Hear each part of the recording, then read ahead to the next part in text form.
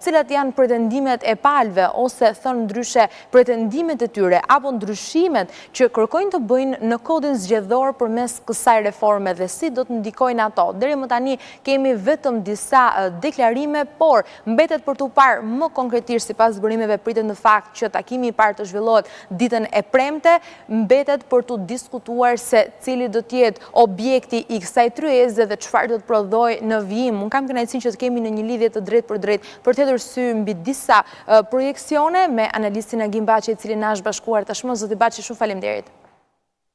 Faleminderit. Po ja nis me njëherë pa humbur kohë duke marrë parasysh minutazhin dhe gjithçka tjetër, po dhe faktin që jemi në distancë së bashku dhe kemi pak më të vështirë për të zhvilluar komunikimin. Duke marrë parasysh këto element që unë përmenda, kemi pasur edhe disa deklarime nga palët, jo më larg se ditën e sotme, edhe zoti Tauland Balla, kryetari i grupit parlamentar të Partisë Socialiste, pati një qëndrim, le të themi zyrtarisht, nga ana e mazhorancës për mënyrën se si pritet në fakt që të zhvillohet reforma zgjedhore. Në këndvështrimin tënd Baçi, do të prodhojë diçka, do arrin palët të kenë një dakordsi dhe të ulen në atë tryezë, e parë kjo në makro, pastaj të ndalemi tek dy element tjerë. Opozita nuk mund të humbi shansin siç humbi në 2015 që të merrte pjesë në reformën territoriale. Reforma territoriale është reformë politike, ndikon politikisht, ndikon në zgjedhje, ndikon në jetën publike, ndikon pastaj në mbështetjet publike. Por unë mendoj që Komisioni i për reformën territoriale, më përpara se sa të flas për ndarje të re, duhet shpjegoj dështimin që ka patur në realitet kjo lloj reforme territoriale që u zhvillua. Për shkak se qytetarët tashmë nuk është se gjetën zgjidhje më të shpejta, më të mira, apo u krijua një distancë më e mirë midis qytetarëve, aq më tepër buxheti i shtetit nuk është se u reduktua, që mbi të cilat ishte qëllimi që të zvogëlonin shpenzimet, aq më keq, u rrit numri i punonjësve që u punësuan në pushtetin lokal. Kështu që për mua domethënë ka qenë, ose edhe siç kam ndjekur gjithë qendrimet e ekspertëve, thelbi i asaj që për cilën u bë reforma territoriale nuk e arriti qëllimin. Por më tepër kemi tani edhe disa ndryshime shumë të mëdha, siç janë drejtoritë kryesore që kanë ikur nga disa qytete, gjykatat që kanë ikur nga disa qytete, të cilët përbëjnë jo pak zhvillim në shumë qytete, ose kanë qenë pikë kyçe për jetën në disa qytete. Unë mendoj që reforma territoriale duhet të ketë një funksion të fortë, jo numrin e bashkive, jo drejtoritë, por duhet të ketë qëllimin se si t'i bëj qytetarët shqiptar të angazhohen në shtëpitë e tyre, në qytetet e tyre, se si të bëjnë të jetueshme atje, se si ta bëjnë të ndërtojnë të ardhmen atje, dhe mbi të gjitha duhet të ketë një model inkurajimi për ata të cilët merren dhe prodhojnë në qytetet e tyre. Përndryshe do të kemi gjithë në Tiranë dhe pas një 10 vjetësh nuk do kemi më asnjë qytet, ose do kemi vetëm një 10 qytete kryesore dhe të tjerat do kenë vdekur, domethënë për shkak se nuk kanë arsye dhe nuk kanë mundësi që të jetojnë atje ku janë. Unë mendoj që kjo duhet të jetë numri 1 për reformën.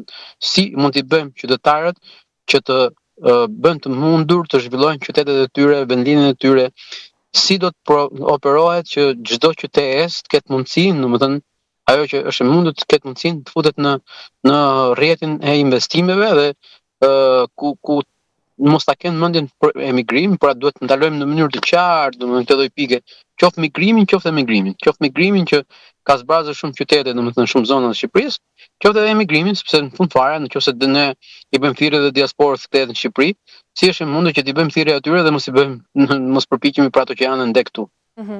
Kjo për reformën territoriale që gjithashtu shkon paralelisht me atë zgjedhore, pavarësisht se janë dy komisione të ndryshme. Janë të lidhura.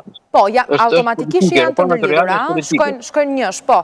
Po, unë dua të të pyes edhe përsa i përket një propozimi që ka dhënë kryeministri Edi Rama ose kreu socialistëve, përsa i përket numrit të deputetëve, sepse kjo çështje gjithashtu ka ngritur disa pikpyetje, le të themi, mbi rëndësinë që në të vërtetë ka 101 apo 140 apo duhet senat apo nuk duhet senat, propozim ky që ka ardhur nga ana tjetër nga Partia Demokratike. Në gjykimin tënd, numri i deputetëve pse hidhet në diskutim dhe pse është kaq i rëndësishëm?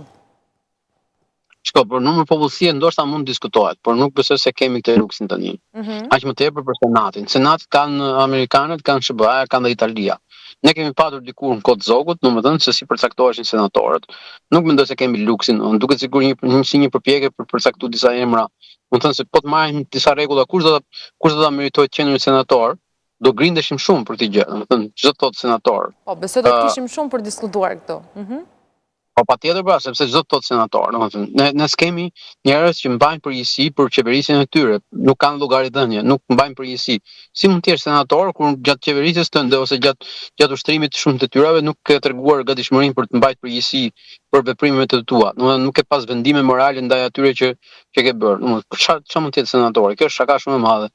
Edhe në kohën e zogut, senati, domethënë besoj më mend gjithë ekspertizat e asaj kohe ka qenë një lloj dështimi. Nuk mendoj që ne kemi luksin për të bërë senat, domethënë ne na mjafton parlamenti, jemi republikë parlamentare.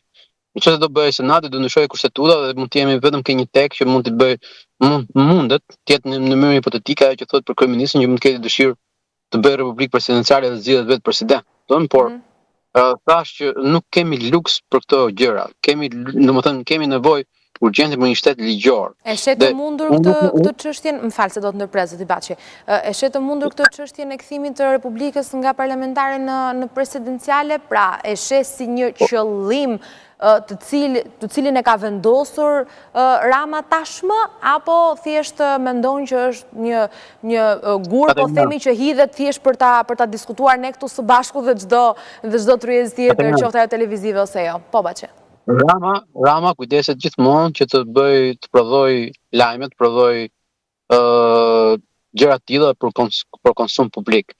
Unë po flas për seriozitetin që duhet kemi në këtë pikë, domethënë ne them që ajo që duhet na trishtojë është për shembull përpjekja e fundit të javës shkuar ku qoftë mazhoranca, qoftë opozita, domethënë u sollën në mënyrë banale me institucionet e drejtësisë, ku nuk në vend që të pyesin lidhur me zbatueshmërinë e ligjit, me nevojën për mbështetjen e tyre, me procedurat, me shmangjen e hendekut të kohës që kanë drejt qytetarët për proceset e tyre, ata bën pyetje personale të gjithë, domethënë thuaj se ishin reporterë gazete apo interesoheshin vetëm për çështjet personale të X-it apo Y-it.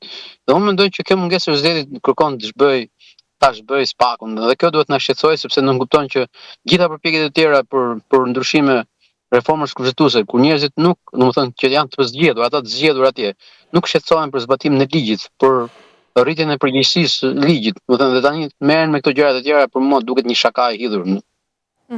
Shqiptarët, nëse kjo do të ndodhte, do të reagonin apo jo?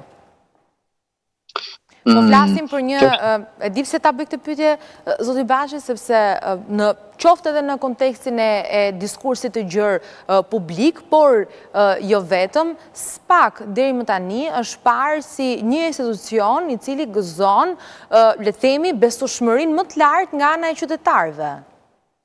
Po, nuk gëzon mbështetjen e politikës që në një krah. A e dëgjuam ne Dumanin që tha që nuk bashkëpunon antikorrupsioni, nuk bashkëpunon taksime, nuk bashkëpunon dogana, nuk bashkëpunon policia. Pra që duhet mundur thotë kryeministri që unë mbështes SPAK-un, ndërkohë që institucionet në varësi të tij nuk e mbështesin asnjëherë. Në krahun tjetër, opozita çdo ditë del atje zoti Berisha dhe konteston dhe e quajn Altin Troplinë, domethënë dhe të tjera. Atëherë nuk besoj se kanë seriozisht, domethënë në raportin e ligjit. A mund të ketë gjëra për të përmirësuar SPAK-u? Normalisht që mund të ketë, por unë besoj që SPAK-i ta mbështesin për atë që ka bërë, për një rikthim besimit që ka bërë ke qytetarët shqiptar. Unë besoj gjithsesi që nuk duhet të jetë drejtësia ajo që duhet të rregullojë politikën, duhet të jetë politika ajo që duhet të rregullojë vetveten, domethënë dhe marrëdhëniet me qytetarët. Kështu që nuk e shoh shpresën tek SPAK-u, se në fund fare kur shkojmë te SPAK-u njerëzit shkojnë për të ndëshkuar apo për të akuzuar, nuk shkojnë për të mbështetur nga publiku. Është qëllimi politikanëve aktualisht që ta xhbojnë atë? Me sa kam parë dhe po t'i referohem në seancës fundit përballë Dumanit, ishte qëllimi ta banalizonin dhe nuk shoh mbështetje për nga të dy palët. Shoh gati duan presin atë momentin kur kur mbaron afatin dhe ta shkrijnë fare. Tjetër çfarë mendon se është në objektivin e tyre, në kuadër të kësaj? Qytetarët që më thënë pyetët qytetarët nuk e kanë, domethënë fatkeqësisht janë në firë, domethënë jo për luksin, se domethënë qytetarët në thonjza nuk e kanë luksin për të çuar edhe për të reaguar për këtë. Qytetarët nëse nuk reagojnë nuk kanë pse ankohen.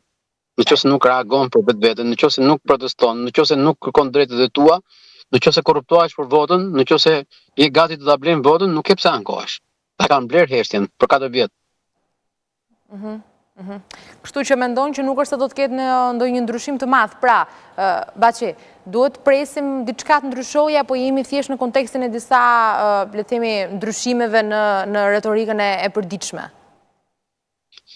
Shiko, do ta zgjidh vetëm domethënë në një mënyrë tjetër, do i referohem me sa që edhe fetarisht thuhet që edhe Zoti nuk e ndryshon gjendjen e një populli për sa kohë nuk ndryshon vetveten. Ne duhet të ndryshojmë veten tonë, domethënë të fillojmë mos ta adhurojmë të fortin, gangsterin, atë që vjedh, domethënë po ti kërkojmë përgjegjësi atyre që zgjedhin, atyre që shkelin ligjin, dhe atëherë do kërkojmë ndryshimin, ëh. Nëse nuk e bëjmë këtë gjë, totalen ata dhe ne do të kasim, siç ka ndodhur rëndom.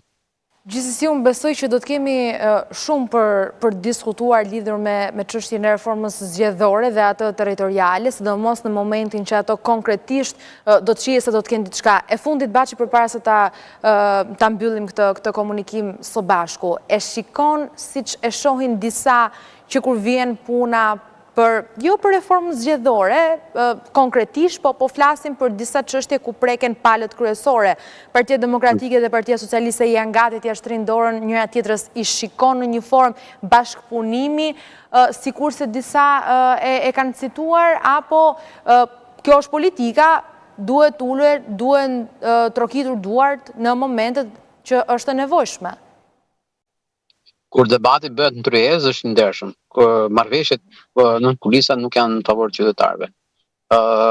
Nëse opozita duhet ta dajë trurin, e quan Ramën diktator, domethënë ka një regjim autokrat, domethënë, apo e quan politikan dhe që mund merret vesh me të. Duhet ta qartësoj shumë këtë gjë. Qartë, zoti Baçi, u të falenderoj shumë për këtë lidhje të drejt për drejt dhe besoj se do të kemi mundësi të tjera së bashku në vijim për diskutuar edhe më tepër lidhur me këtë çështje. Faleminderit. Javë të mbarë, më pafsh. Gjithashtu. Mirë, rikthehemi në studio për të vijuar më tej me lajme, do të ndalim me lajmet nga bota tashmë. Presidenti amerikan Donald Trump ka mohuar mundësinë e një lufte mes SBA-ve dhe Venezuelës, por ka paralajmëruar se ditën e Nicolas Maduros në pushtet janë të numëruara. Deklaratat vijnë me sulmeve amerikane ndaj anijeve të dyshuara për kontraband droge në Karaibe. E ndjekim dhe rikthehemi sërish së bashku. Presidenti amerikan Donald Trump ka mohuar se Shtetet e Bashkuara të Amerikës janë pranë një lufte me Venezuelën, por ka lënë të kuptohet se ditët e Nicolas Maduros si president mund të jenë të numëruara. Në një intervistë për emisionin 60 Minutes të CBS, Trump tha se dyshon që SBA do të hyjë në luftë, por shtoi se Venezuela na ka trajtuar shumë keq. Deklarata e tij vjen ndërsa SBA ka nisur sulme kundër anijeve të dyshuara për kontraband droge në Karaibe dhe Oqeanin Paqësor. Sipas CBS News, të paktën 64 persona janë vrarë që nga fillimi i shtatorit. Administrata Trump thotë se operacionet synojnë ndalimin e trafikut të drogës, por kritikët mendojnë se pasqyre qëndron presioni për rrëzimin e Maduros. Duke folur për Mar-a-Lago në Florida, Trump tha se çdo anije e rrëzuar vret 25.000 njerëz të varur nga droga.